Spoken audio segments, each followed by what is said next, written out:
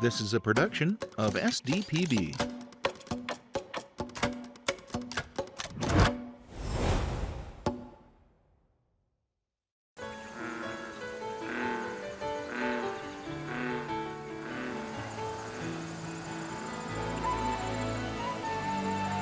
We draw from a big area, and there's a multitude of people that might not live in Faith, but Faith is home. That's kind of what makes our community unique.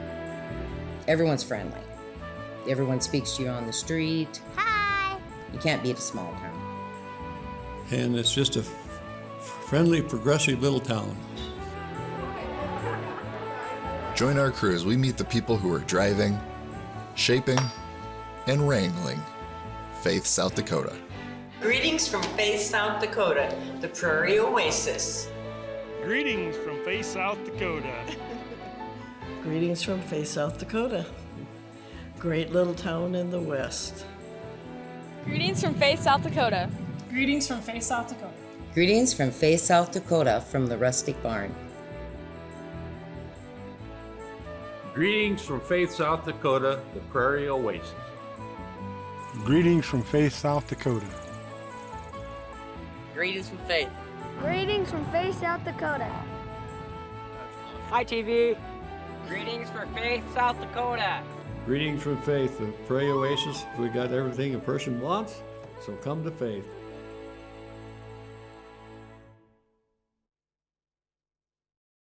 Dakota Life, Greetings from Faith is made possible with your membership in the Friends of SDPB. Thank you. With help from Horizon Health. At Horizon Health, we're rooted in what's real and what's rural, where local providers are dedicated to caring for our way of life.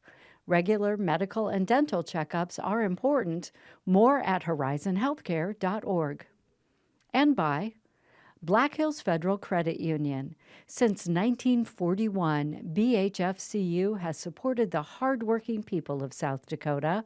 From financing land, livestock, or legacy, BHFCU offers a variety of financial solutions. BHFCU supports the growth of faith and the rural communities they serve. Donors to the Explore South Dakota Fund support the production of local documentaries and other programs of local interest presented by SDPB. Friends of SDPB appreciates their support of this program. Welcome to Dakota Life. We are here in beautiful Faith, South Dakota at the one and only 114th annual Faith Stock Show and Rodeo. They call it the best party on the prairie. And we're gonna go find out if it really is. Come on. LCs. Come on, riders.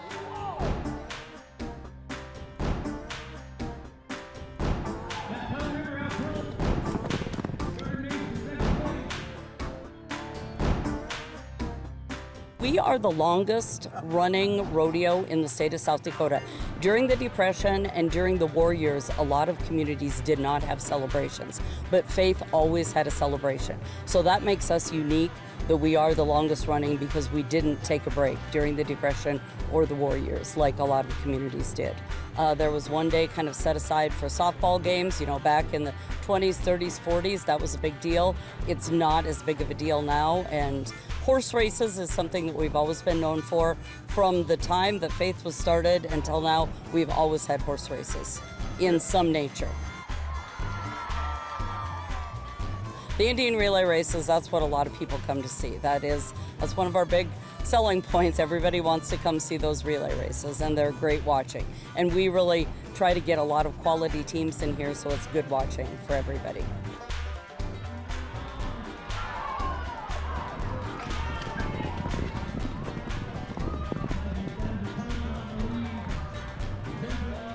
And then we have the wild pony races. So in PRCA Rodeo and STRA, etc., there's always been wild horse races, which is adults, and they let a horse out of the chute and they have to mug it down, put their saddle on, etc. And so we start out the kids when they're little with the wild pony race, and it's 3 kids to a team.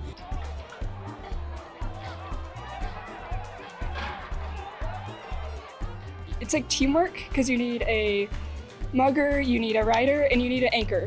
So that someone that holds onto the rope, someone that helps you like keep the pony like in their arms so it doesn't go all over the place. So we have a rider that helps us win, and he like rides around the whole arena. Hang on and squeeze and ride. Get that bareback rigging on, and they have to ride that pony to the designated around 2 barrels at the end of the arena. Whoever can do it the fastest wins, and it is extremely good watching. I like to be the mugger because I like to talk to the horse and just sit there and pet it so it knows it's okay and stuff. Well, you don't want to get the pony too overworked, and so then it starts bucking or acting really crazy. Because if you want a calm horse, just to like have a nice and easy ride for the rider and not make their job as hard as everyone else's, because they're doing a pretty big role in the pony race. There's like a bunch of ponies running into us, so we try to like stay kind of closer, like a tight grip on the rope and not so far out. So we just stay in one complete circle so we don't have getting anyone else's way and they don't get in our way. Say it's a doozy. You can see a lot in that time frame. As you just saw, this is cattle country. Faith has fewer than 400 residents within town limits, but the borders of the Faith community extend far beyond the town into acres and acres of ranch land. The town was founded in 1910 as part of a homestead boom. Many words were used to describe homesteaders. Some were called Hanjakers. The origin of the term may be disputed, but it may be similar to the Norwegian term for honey chaser. Hanjaker was a derogatory term for people chasing dreams and free land, but allegedly, they didn't have the true grit to stick it out for the long haul. But of course, some of them had grit aplenty. My grandfather went out on the prairie, staked his homestead, and built a sod house in a hillside and a sod barn and dug a well by hand. And that's how he got his start. So he was 26 years old when he came out here in 1910. To make a living out here, folks like Michael Fishback didn't waste a thing. Well, they cut off the head and threw it away. And so he saw that head chopped off, and he asked the owner, "What about that pig's head?" He says, "Well, that's just junk." And Grandpa said, "Can I have it?" "You sure can." So Grandpa took it home and skinned it out, and he took the brains and made scrapple. Those conservative people used every part of the pig except the squeal. That's all they threw away. Off camera, Noel's sister Yvette told me eventually that other family moved away. They likely couldn't begin to understand the hardships of living here either, especially during the times when it felt like the land itself was turning on you. Lack of money, lack of grass. It was a real drought.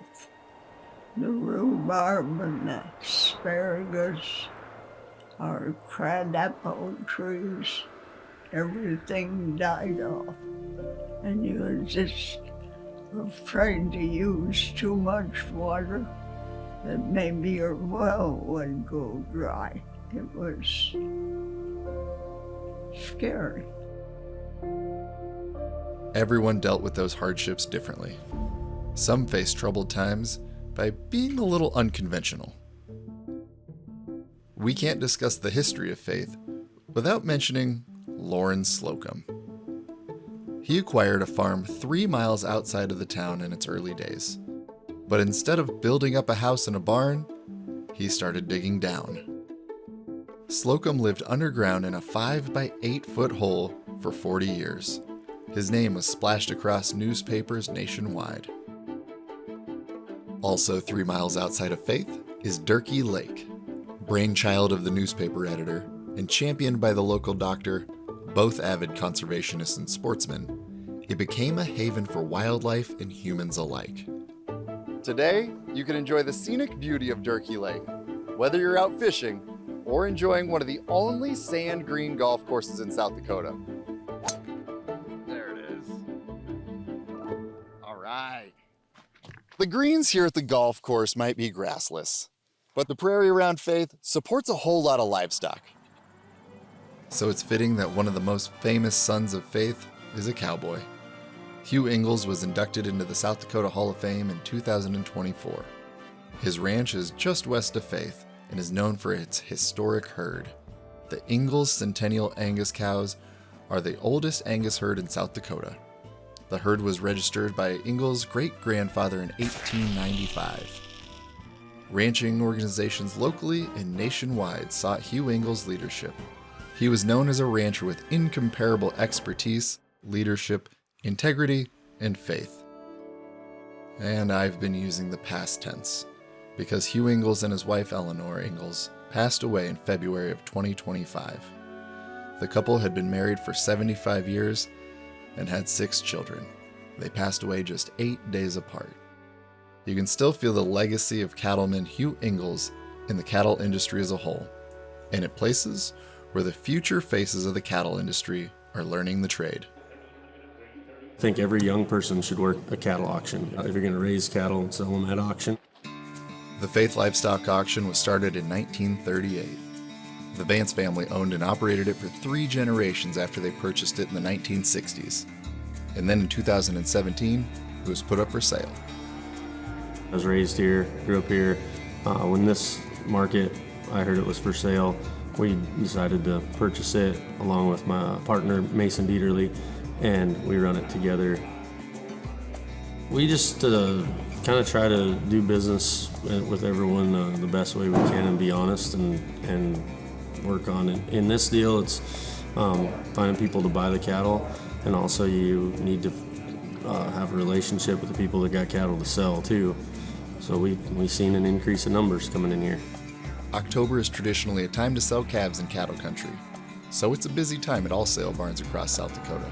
The second or third week of October, we have a livestock week special. This is our biggest week. It's kind of been a tradition deal. A lot of the same people sell their cattle on the same sales, and it's always livestock week, and a lot of guys buy the same cattle every year on livestock week. Knowing your neighbors and doing business on a handshake is still part of a long-running tradition here in Faith.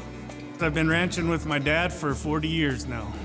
I'm the 3rd, but I got a boy that's 30, he's the 4th, and I got a grandson that's 8. We've been living on the same ranch for 100 years next year. Dave bought this place 7 years ago, and he's an honest man, and we was selling at home, and so he called us up, and so we've been selling here, and he's treated us well. 10,000 calves and yearlings went through the sale on the first day. I don't know how they do it. Honestly, I work for a young lady back here. She tells me what to do. My son works on the other side, and he helps unload trucks, and he sorts. I bet you there's 40, 50 people here that keep this place going, and he does a good job, and the ladies in the office do a really good job, so. Dace explains the ballet of a cattle auction. So when they back up to the chute, unload the cattle, there will be a brand inspector and a person counting them off the truck. After that, they take them to an alley. They decide if they need to steer and heifer them, or if the rancher steered and heifered them at home. If the rancher steered and heifered them home, they'll go right to the sorting alley. If they didn't, they'll go to an alley to be sexed, steered and heifered, and then they'll go to a sorting alley. So once they go to the sorting alley, they'll be sized. The steers will be sized into certain groups. The heifers will be sized into certain groups or colors. Then the guys up close to the ring bring them into the ring, and then obviously we sell them in there. The auctioneer sells them. Then they got to leave here. They go down to the pen back alley, and there's a crew there that's putting them in the correct pen for the buyer. And then once they get there, they'll stand there until the truck's ready to here to ship them or whenever, and then there'll be a few guys go get the cattle, take them to the truck, help the truck load, he leaves. It's a lot of motion, a lot of movement and things to get them all right. But you just think, how can this work so good for 10,000 head of calves go through here? And I think we maybe had one miscount on a truck in the last 24 hours. The real reason the sale is, in a word, flawless. The thing about the auction that I think why this place works good is because people that help us. We have probably anywhere from 50 to 70 people on a big sale like yesterday, and they're all either friends, family members, and people just help help out, and we can't thank them enough. And we wouldn't be able to do it without them. And I think everybody really cares about it and wants to see a successful livestock auction in western South Dakota. For decades, you could have found Glenn Haynes in the driver's seat of one of these trucks. My dad started a trucking company in 1965, and it's in the third generation, and we're kind of retiring from it. It's fun in a way, but it's a tough life. The livestock business, like right now, it's a busy time. You gotta be gone 24 hours a day, 7 days a week. He might have made a living as a driver, but he found fulfillment in running. Well, I just decided one time to do something for the community is to run, and I run for council, and I run for mayor. And like I say, I just love the town, and I love what's going on in the town, and hopefully we can keep making it better and better. Even though he's no longer on the road 24/7, Mayor Haynes still puts in a whole lot of time behind the wheel. I'm in the fire department for 50 some years. I drive the ambulance when we need help. Yeah. I'm just a driver. I'm not an EMT or nothing. I don't drive this one much. I'm too old.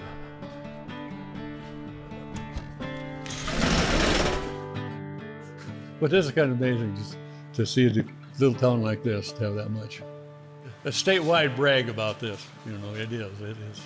As he showed me around, I asked how a small town can pay for so much infrastructure. Faith is a unique town. We own everything. We got our own electric company, telephone company, water company, own the liquor license and stuff. And that's where we get a lot of our income, plus through sales tax. And that's where we're above a lot of these little small communities. Makes you proud that the community has done something. We're out here by ourselves, like I say, Rapid City or Sturgis. Rapid's 100, Sturgis 100. Our shortest run is 4 hours. I mean, if we go to Rapid, it's 6-7 hours. And that's a long ways either way. Bismarck is just, I think it's about 30 miles farther than going to Rapid City from here. And we are the farthest town away from a county seat, I think, in the United States. Because our county seat is Sturgis, which is 100 miles. Because of its rural location, transportation has always been a factor for those who live in Faith. When Glenn's ancestors settled on nearby Fox Ridge, selling their cattle meant for a very long trip. Years ago, when they sold the cattle, they shipped them to Chicago on the railroad. And, okay, you had your cattle to go, you went with them. You got a ticket to Chicago. And I got one of my dad's original tickets. I went to Chicago. So it's interesting how it's changed from now to now. You go over and look at the museum, there's a picture over there that shows the stockyards. They were out there. Now you look at what we got today over here. The train took them out, now we got the trucks coming out. It's hard to overstate just how much the railroad influenced the burgeoning town of Faith. You take a look at Timber Lake to Isabel to Faith. The railroad ended in Faith. And Faith got its name from the daughter of one of the engineers. So did Isabel. You go back and look at the history of it, of what all started this town. This is a story about how they did this, how everything was moved.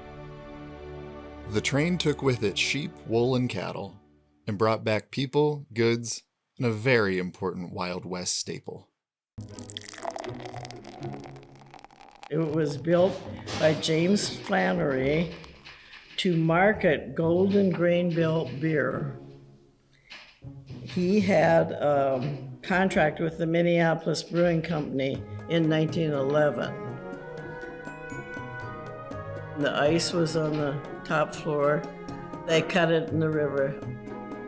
And generally those blocks were 2 by 2, and however deep the ice was. Came in by train. A carload of ice and a carload of sawdust. Of course, the 3 cars of beer. Then they used the sawdust to pack it. And it was fun to walk in those ice houses barefooted. Refrigeration eventually rendered the ice house obsolete, and as the decades passed, its future grew more and more uncertain. Well, in the mid-90s, demolition was a rumor. And 2 of us were on the council who were interested in seeing it preserved. And we talked some people into forming a faith historical organization. The Faith and Area Historical Society, a group to save the ice house. And my personal goal was to see that that was open to the public. Because, I don't know, I have traveled around a little bit and I haven't seen another ice house. The ice house belonged to Ernie Gottschalk. He had a radio and TV repair shop here in town. Said that he would give the ice house to our organization. The papers were drawn and then it was ours. And it was a mess. It was absolutely full of trash. Just a lot of junk, number one. What do you call them? Pinball machines and things like that, yeah. We cleaned what we could, and then the city actually took over. There were some upper storage areas, and they would just take stuff and put it in the trash bags, and they got, took quite a bit out. And then they found a human jawbone. That's where you get the haunted bit, yeah. And there could have been more that went out in the trash. But it was, and whatever, we have no clue. Today, the ice house is listed on the National Historic Registry. And because of its preservation and location on Highway 212, it helped the people of Faith write and receive a grant for the next chapter of Faith's history. And that grant helped build part of this museum. The Ice House seeks to inspire the next generation with a taste of history. So does Mike Stocklin. He is also continuing the legacy of a historic technology. His, however, has been honed over thousands of years. Yeah, I'm a historian, I guess, and I'm a flint knapper, self-taught, and I'm a primitive bow and arrow maker. I started out as a little kid. I grew up on the reservation. A friend of mine who was an Indian boy lived in Iron Landing, and his grandfather taught us how to fashion a bow. When we were kids at that age, he was in his 70s. But as I got older, I always wanted to find arrowheads, but I could never find any. Finally, one day I decided I'm going to figure out how to do this, and I found a book that was published by Pope and Young that was on the last American Indian in California issue. And he taught them the art of flint knapping. So in this book, it basically had the principles, what you needed for tools and how to work a piece of stone. So I walked around on the prairie and found little chunks that were laying out here. And of course, most of them were tough, really tough material, because here we got lots of agates and that. But I want to work on it anyway, and I worked and I finally got a hold of some obsidian and different things, and finally taught myself how to make arrowheads. And I'd started out with that, making arrowheads. I went to a couple of what we call knap-ins. There's other flint knappers throughout the United States. And went to a couple of them, and some of those guys have been doing it for years, and so it's much easier to learn by watching somebody else than it is trying to teach yourself. You don't make nearly as many mistakes because they've already made them and they can teach you how to get around that. I've done it in schools and for 4-H clubs all over the state of South Dakota and into Nebraska and Wyoming and North Dakota. I've done it extensively on the reservations here. A friend of mine that lived in Rapid City, his rendezvous name was Doc Herman, and he made primitive bows and arrows too, just like I did. And this lady in Rapid, when they decided to do the movie, her name is H.J. Newman, came to him and was wondering about making the bows and arrows for Dances with Wolves. He said, "Oh, no." He said, "You want to get a hold of my friend in Dupree, South Dakota, Mike Stocklin." I made him 22 quivers and bows, and we made him over 850 arrows. When they did the buffalo hunt scene, they were actually shooting the arrows with rubber blunt tips on them at those 2,000 head of buffalo they're running. So they called me back in 2 weeks and wanted more arrows, and I said, what'd you do with the 400 I just sent you? Well, we had the buffalo hunt. And when you run 2,000 head of buffalo over those little sticks, there's not much left. I said, no, that's right. So we got busy, and my wife and another lady, Sherry Knight, and of course all the arrows we made for them, all they were was just arrow shafts with feathers on them, no points. We did make them 50 original arrows. And if you see the scene where him and Timmons are crossing the prairie headed for Fort Cedric, they come across this dead human. There's an arrow there poking, and he pulls it out, and it's all dilapidated because they took one of them and did that to make it look aged. And of course, he used that to poke Timmons in the rear in the morning. Come on, get up.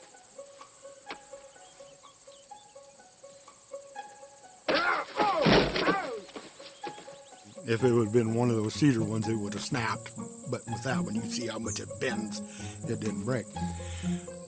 Like I said, I'm a history person. I like to study things and learn things about our past, because the more we look at our future, I'm thinking more people better learn how to do this, because we might be back into the caveman stage. Lord help you, you don't ever happen to you, but if you fell into that situation where you could take these tools and get food and protect yourself.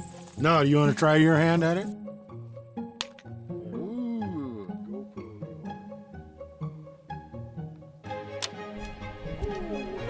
it. You might want to come down just a smidge. Mike, I can't thank you enough for showing me a little bit about this and let me shoot a bow. You're welcome. Hey, thank you so much. Thank you.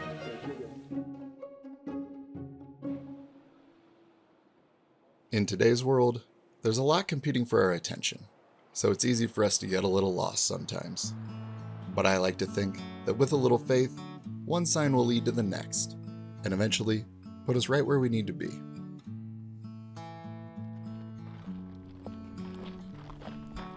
How's it going? Good. Could I get a glass of lemonade? Sure. Awesome. And I even have a lemon. Oh, even better. Thank you very much. Here you go. Thank you. What's your name? Braylee Hyther. Trying to make some money because I have state 4-H finals, and then I have the carnival I want to go to, and all these rodeos that I want to go to. So What's your event in 4-H? I do barrels and poles. Braylee comes from a family of entrepreneurs. Her mom and grandma own the shop right behind her. They invited us into the rustic barn to check out their handcrafted goods. We do a lot of custom furniture, upcycle furniture, a lot of fun, cute gifts. In a town of a few hundred people, every thriving small business can feel like a miracle. Definitely has its ups and downs. The fall's going to be better when everybody sells their calves. We depend on the ranchers to come in and see if we have something just special for them. We've sold a lot of Christmas gifts for the wives. They'll come in and decide they need an island or something, and then the husband comes in and takes care of it for them for Christmas. No, it is not just local. We have sold a lot to out of state. We are right on Highway 212, so we have met the most interesting people from just about every state in the United States. It's been very interesting. Mom has retired from a teaching job over in Dupree and decided she wanted to do this and asked me if I wanted to tag along. My dad likes to build, so we just asked him to partner up with us. So yeah, that's just kind of how we got together. They asked me, and my husband builds some of the stuff too when he has time. We kind of work good together.